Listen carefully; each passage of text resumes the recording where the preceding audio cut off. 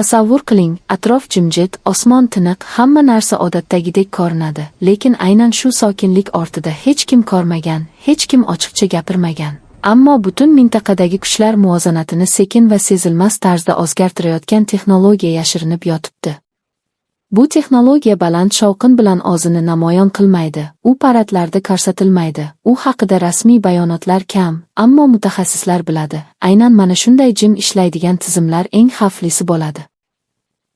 O'zbekiston nomi tilga olinganda ko'pchilik tinchlik, barqarorlik va muvozanatni eslaydi, lekin so'nggi yillarda ushbu mamlakatda shakllanayotgan ilmiy salohiyat butunlay boshqa qirralarni ham ochib bermoqda. Bu texnologiya kuchini portlash bilan emas, aql bilan ko'rsatadi. Uning asosida oddiy metall yoki yoqilg'i emas, balki murakkab hisoblar, sun'iy tahlil va soniyalarda qaror qabul qila oladigan tizimlar yotadi. Muhandislar va olimlar yillar davomida sukut saqlagan holda ishlashdi, chunki bu loyiha shoshqaloqlikni kechirmas edi. Har bir xato, har bir noto'g'ri hisob butun tizimni ma'nosizga aylantirishi mumkin edi. Shu sabab bu texnologiya asta-sekin, bosqichma-bosqich, tashqi shov-shuvlarsiz shakllandi. Eng qiziq tomoni shundaki, bu kuchli texnologiya dushmanni qo'rqitish uchun emas, balki ogohlantirish uchun yaratilgan. Uning asosiy vazifasi hujum qilish emas, balki hujumni oldindan his qilish, tahdidni paydo bo'lishidan oldin anglashdir. Tasavvur qiling, ko'z bilan ko'rish imkonsiz bo'lgan, radarlar uchun juda murakkab bo'lgan nishonlar ham bu tizimdan yashirina olmaydi. Chunki u faqat ko'rmaydi, u eshitadi, sezadi, solishtiradi va xulosa chiqaradi. Oddiy kuzatuv emas, balki chuqur tahlil orqali ishlaydi.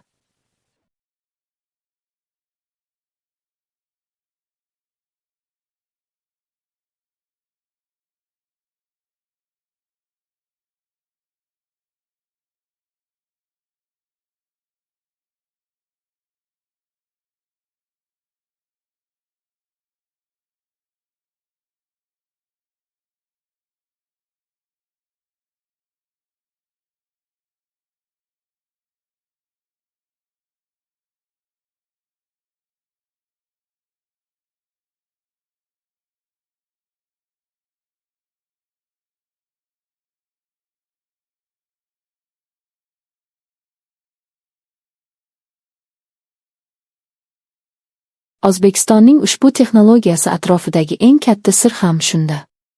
U ochiqcha qudratini namoyish qilmaydi, lekin mavjudligi haqidagi mishmishlar oziyoq yetarli bo'ladi. Harbiy strategiyada eng kuchli qurol bu faqat portlovchi kallak emas, balki raqibni noaniqlikda qoldira olishdir. Raqib biladiki, nimadir bor, lekin uning qayerda, qachon va qanday ishlashini aniq tasavvur qila olmaydi. Bu esa har qanday reja tuzishni ming marta murakkablashtiradi. Bu texnologiya ortida turgan ilm-fan ham alohida e'tiborga loyiq.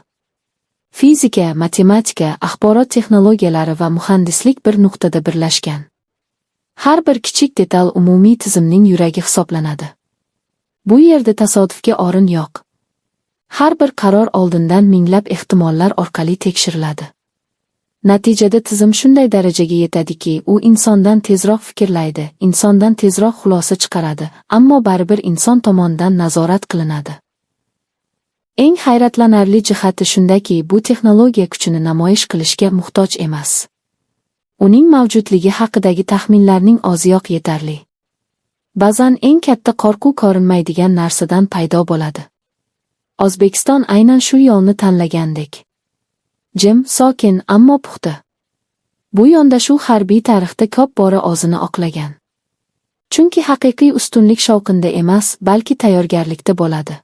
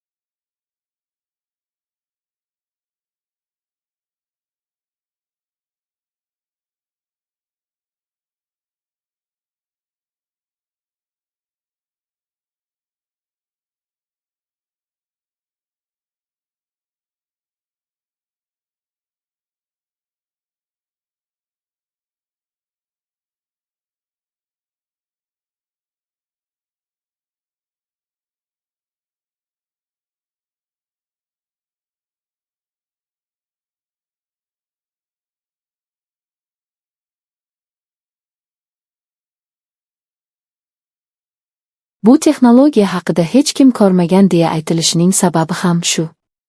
U ko'z qilinmaydi, reklama qilinmaydi, ammo ichki mexanizmlar doimiy ravishda takomillashib boradi. Har bir yangi sinov, har bir yangi tahlil tizimni yanada mukammal qiladi. Shu tariqa u faqat bugun uchun emas, balki kelajak uchun ham moslashuvchan bo'lib qoladi. Bugungi dunyoda kuch faqat qurol soni bilan o'lchanmaydi. Kuch bu ma'lumotda, tezlikda va aniqlikda. O'zbekistonning eng kuchli texnologiyasi aynan shu 3 omilni birlashtirgan. U raqibni mag'lub etishdan ko'ra uni xato qilishga majbur qiladi. Chunki raqib bilmagan narsadan ehtiyot bo'lishga majbur bo'ladi. Har bir qaror oldidan 2 karra o'ylaydi, har bir harakatni qayta ko'rib chiqadi. Bu texnologiya faqat harbiy soha bilan cheklanib qolmaydi. U ilm-fanning qanchalik kuchli qurolga aylanishi mumkinligini ko'rsatadi. Tinch maqsadlarda olingan bilimlar to'g'ri yo'naltirilganda mamlakat xavfsizligining eng mustahkam qalqoniga aylanadi. Bu esa O'zbekistonning kelajakka bo'lgan qarashini ham namoyon qiladi. Shoshqaloqliksiz, lekin ishonch bilan. Oxir-oqibat shuni anglash mumkinki, eng kuchli texnologiya har doim ham ko'zga tashlanmaydi. Ba'zan u sukutda yashirinadi, ba'zan esa faqat oqilona fikrlay oladiganlar uchun seziladi. O'zbekistonning bu sirli yutugi ham aynan shunday. Hech kim ko'rmagan, lekin hamma his qilayotgan kuch. Shu sabab ham bu texnologiya nafaqat bugunning, balki ertangi kunning ham muhim omiliga aylanmoqda.